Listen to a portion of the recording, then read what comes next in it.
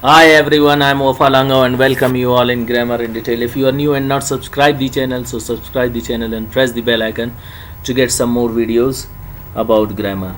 Today we are going to discuss the die transitive verb allow from active voice into passive voice. Before starting this verb, we need to discuss the definition of die transitive verbs. Die means two transitive which can be changed into passive voice and verb which shows an action.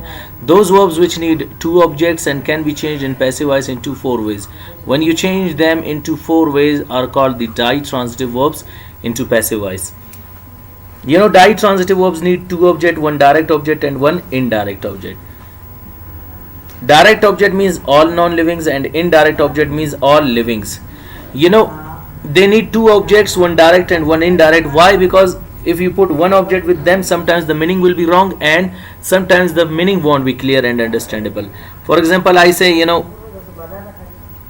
you allow them. A question arises, where do you allow them or in what you allow them? Clear? And if I say, you allow a party.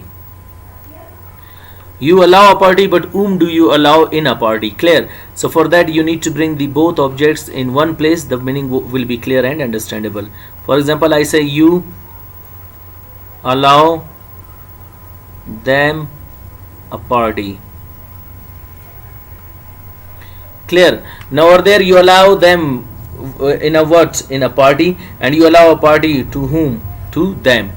Mostly we bring indirect object at the beginning, direct at the end, but when you want to shuffle the places, keep in your mind your indirect object will be followed by a preposition, like you allow a party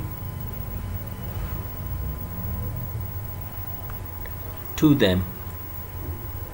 So this is the way to change them in active voice into two ways. Our main target, how we are going to change them from active voice into passive voice.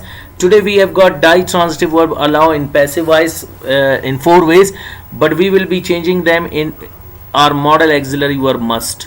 Keep in your mind, modal auxiliary verb must we have already discussed.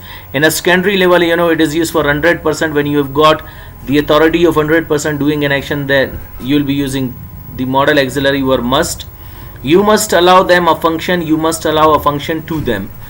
Over there it is giving clear and complete meaning. Now keep in your mind here, when your subject is the doer of an action, when you bring them in place of object, so this should be in your mind. There it will not be called object. By us here it will not be called object, but it will be called agent. And what is agent? It tells us who does an action in a sentence. And when you bring your indirect object or direct object in the place of subject, like them, you bring in place of subject and make it they, and whether your function. So here these, when come in the place of subject, they will not be called the doer of an action subject, but they will be called title or topic subject. And what is title or topic subject? A person, place or a thing in a sentence which we are talking about. When you bring indirect object at the beginning in first and second sentence, by us comes at the beginning, a function at the end, a function at the beginning, by us at the end.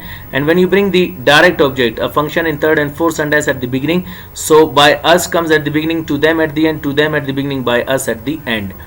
You must allow them a function. You must allow a function to them. They must be allowed by us a function. They must be allowed a function by us. A function must be allowed by us to them. A function must be allowed to them by us. Next we have got the negative sentences. Those sentences in which we deny the statement, reject the statement and refuse the statement are called negative sentences. You must not allow them a function. You must not allow a function to them. They must not be allowed by us a function. We must not allow them a function. We must not allow a function to them. They must not be allowed by us a function. They must not be allowed a function by us. A function must not be allowed by us to them. A function must not be allowed to them by us. Next we have got interrogative sentences. Those sentences in which we ask question and put queries are called interrogative sentences. Must we allow them a function? Must we allow a function to them? Must they be allowed by us a function? Must they be allowed a function by us? Must a function be allowed by us to them? Must a function be allowed to them by us? Next we have got formal sentences. Those sentences in which we ask question, deny the statement and we ask them in a formal way are called formal sentences. Must we not allow them a function? Must we not allow a function to them. Must they not be allowed by us a function? Must they not be allowed a function by us? Must a function not be allowed by us to them? Must a function not be allowed to them by us? Informal sentences, those sentences in which we ask question, deny the statement, and we ask them in a informal way are called informal sentences. Mustn't we allow them a function? Mustn't we allow a function to them? Mustn't they be allowed by us a function? Mustn't they be allowed a function by us? Mustn't a function be allowed by us to them? Mustn't a function be allowed to them by us? So these are the sentences of ditransitive verb allow from active voice into passive voice in 4 ways. And hope you got today's lecture. Wish you best of luck. See you next time with next lecture. Goodbye.